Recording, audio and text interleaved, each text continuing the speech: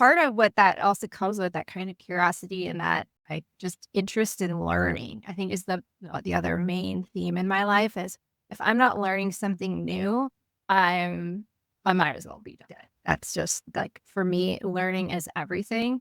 And so I've moved from, focusing on maybe getting titles and degrees and, jobs and promotions and things like that to have it being less about titles and how to label myself, more about the learning and the application of that learning.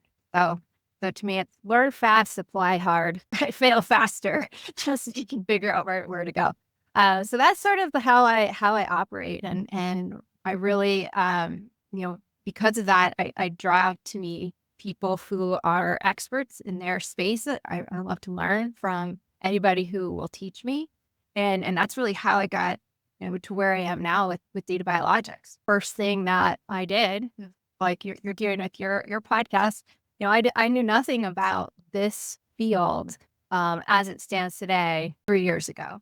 And it was really the founders of the company who were physicians, who were pioneers on the cutting edge of offering these new types of treatments to patients, who said, there's something here and we want to bring this, we want to bring this to the masses, and we want to help other physicians learn the techniques and technologies.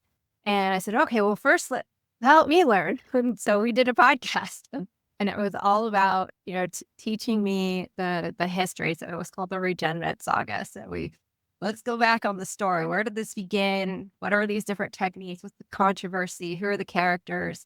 And that has now evolved to something totally unique in the space that is able to touch and patients now starting to be all over the world. But it started from just a curiosity and a willingness to learn something new at every step of my career. I like to say I've never done anything for more than about 3 years intensely, except for being a kickboxing instructor. That was my long job.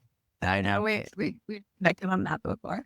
Yeah, that's sort of how I operate, learning and challenging myself to try different things.